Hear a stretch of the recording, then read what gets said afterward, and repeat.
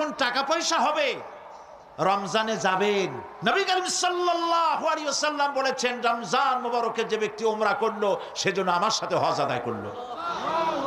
মসজিদে হারামে এবার লাইলাতুল কদর 26শে দিবগত রাত। লাইলাতুল কদর তো এ কথা তো আমিও জানি, আপনারাও জানেন যে 26শে দিবগত রাতে না, শুধু বেজোর রাতগুলিতে। কিন্তু মুহাক্কিকিনরা 26শে রাত্রে একটু বেশি কান্দাকাটি করে, অন্য রাত্রে তো করেই, ওই রাত্রে একটু বেশি কান্দে। এবারে লাইলাতুল কদরে লোক সংখ্যা সম্পর্কে 27 তারিখ রমজানের সৌদি গেজেট, সৌদি নিউজ পত্রিকায় হেডলাইন হলো, মক্কা শরীফে গত রাত্রে নামাজ যারা পড়েছেন, লাইলাতুল কদরে যারা এসেছিলেন তাদের সংখ্যা 3 মিলিয়ন প্লাস, 30 লাখের উপরে।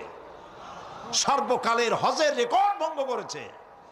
রাত 3টার সময় কিয়ামুল লাইল শেষ করে ইমাম সাউদ আশ-শুরাইম মোনাজাত শুরু করলেন। 35 থেকে 40 মিনিট মোনাজাত।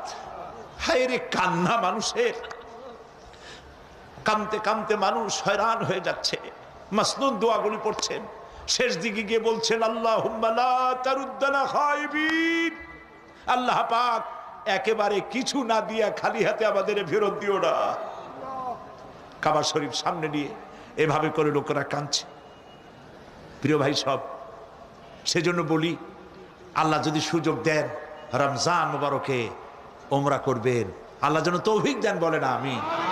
তো আল্লাহ তার কুদরত দিয়ে এই পৃথিবীকে ভরে রেখেছেন, নিয়ামত দিয়ে ভরে রেখেছেন।